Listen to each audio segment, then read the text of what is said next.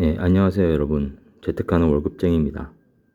미국 CPI 7.7%, 물가 하락률이 심상치 않다.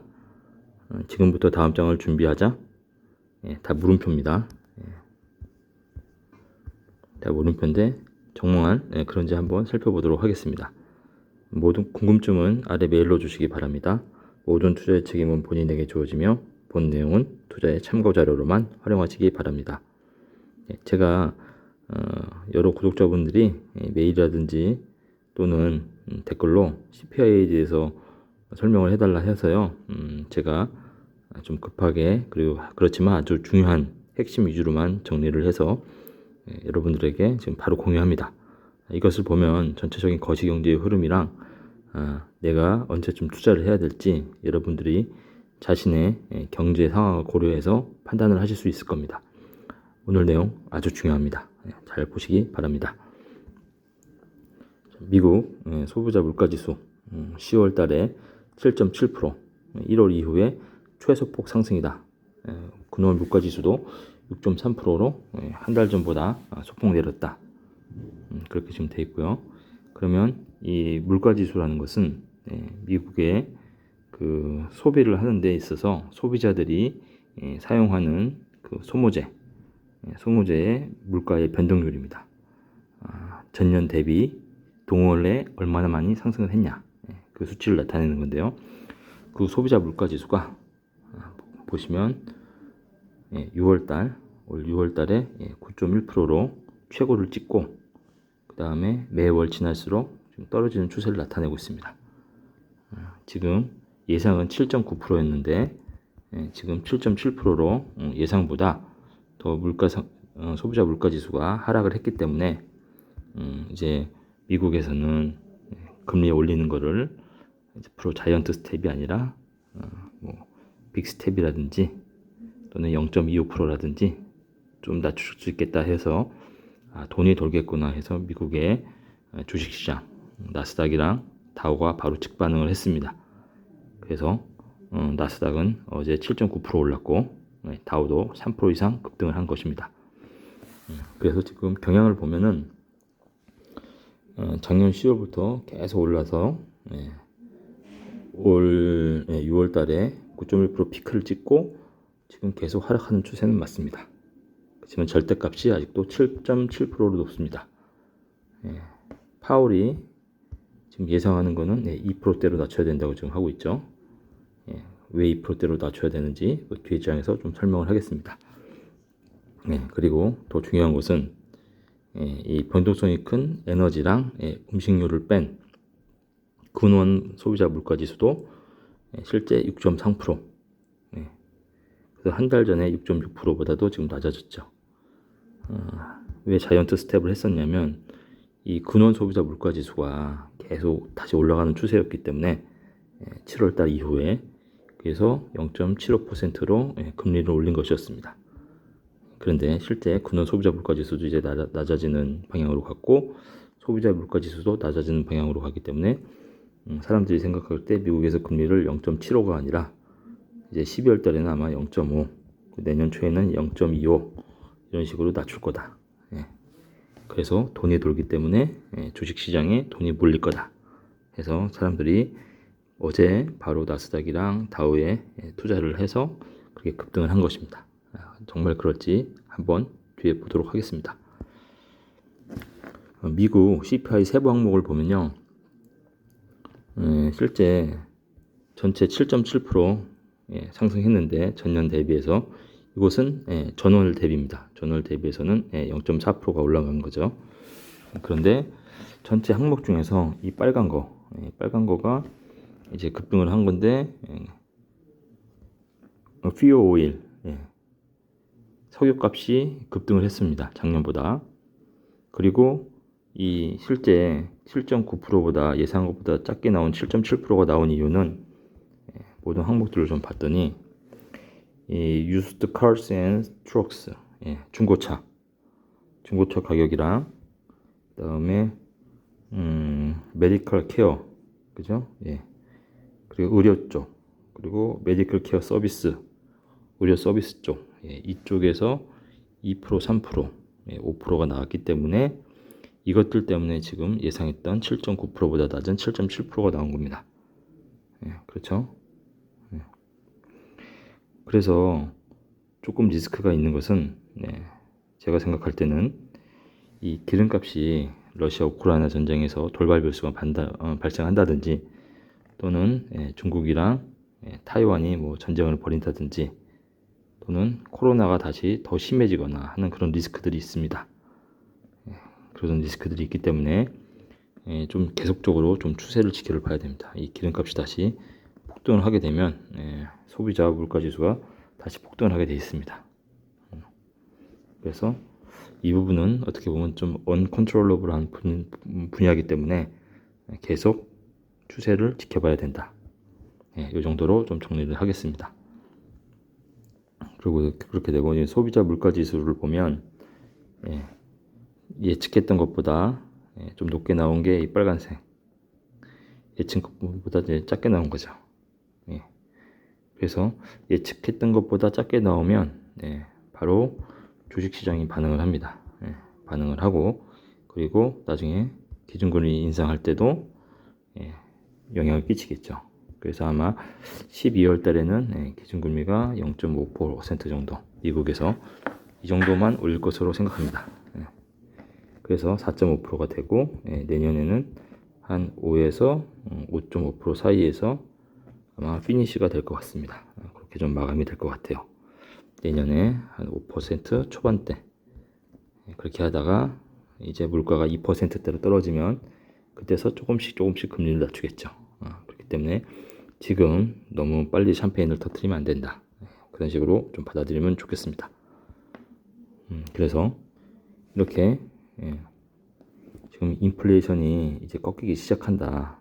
그렇게 사람들이 지금 생각을 해서 지금 바로 나스닥이 7.35%네요. 7.35%고 다우가 3.7%. 그렇죠? 그리고 코스피가 2.7% 지금 올라 있는 상태입니다. 그래서 계속 거시경제의 흐름을 봐야 된다. 그 정도로 정리를 하고요. 그래서 제가 여러분들에게 어떻게 하면은 이거를 한 장으로 설명을 할까 하다가 우선 핵심이 있는 부분만 좀 설명을 드리도록 하겠습니다. 이것을 알면 전체적인 거시경제의 흐름이랑 내가 언제 어떻게 투자를 해야 될지 아마 판단이 쓰실 겁니다. 자, 그러면 일단 미국 물가와 미국의 통화량 그리고 한국 금리와의 관계를 좀 말씀드리겠습니다. 이 한 장에 여러 가지 지금 팩터들이 다 들어가기 때문에 잘 보셔야 될 것 같습니다. 보면 기준금리 및 시장금리 그리고 미국 소비자 물가 그리고 미국 그리고 통화량 이렇게 좀 보도록 하겠습니다. 자, 미국의 이 파란색이 미국의 소비자 물가입니다. 이 미국의 소비자 물가가 보통 2%대죠. 여기가 2%, 여기가 3%. 이 파란색을 보면 거의 2%에서 3%대에 다 와 있습니다. 근데 지금 보시다시피 미국의 물가가 9까지 갔다가 그죠? 지금 7.7로 떨어진 겁니다. 지금 굉장히 높은 거예요. 얘가 여기까지 떨어져야 돼요. 2%까지. 그래서 파월이 2% 하는 겁니다.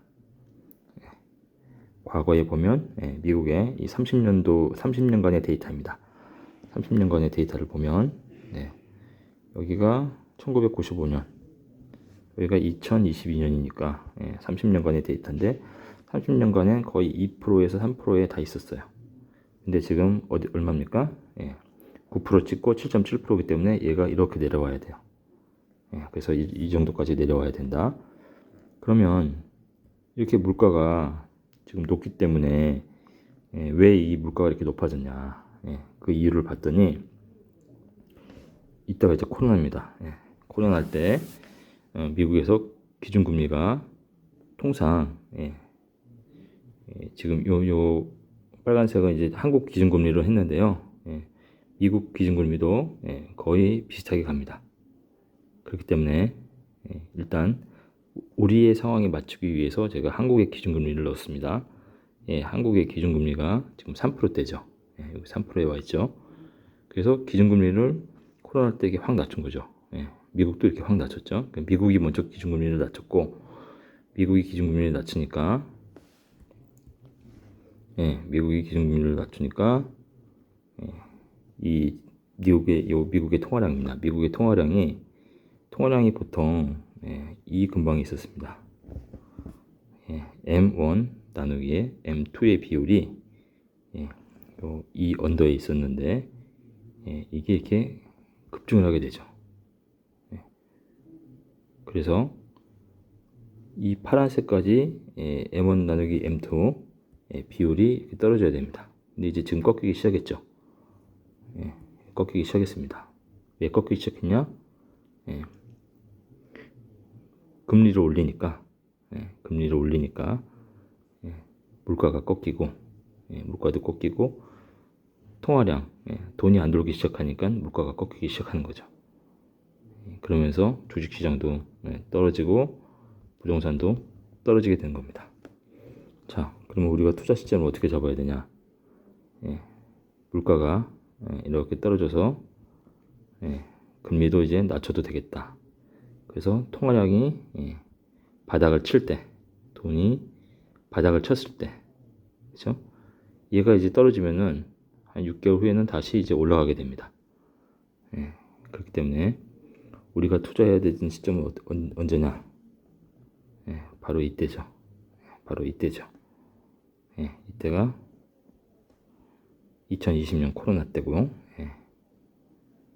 이때가 2007, 8, 9년 금융위기 때 그때가 됩니다. 이때 IMF 때는 우리나라만 해당되는 거기 때문에 미국의 이슈는 아니었습니다. 그래서 우리가 돈을 벌 수 있는 기회는 이때였다. 금융위기 때 2007, 8, 9년 그죠? 이때 2020년 그래서 이 통화량이 다시 이렇게 돼서 반등하는 이 시점을 봐야 된다. 이렇게 간단하게 정리해 드리도록 하겠습니다. 여기에 관련된 인자는 아주 많습니다. 그런 것들 제 하나하나 제가 좀 정리해서 여러분들에게 말씀드리겠습니다. 그것을 정리를 하면 미국 기준에서 경기순환 사이클은 경기가 위축된다. 그러면 코로나라든지 또는 그런 경우를 말하는 거죠.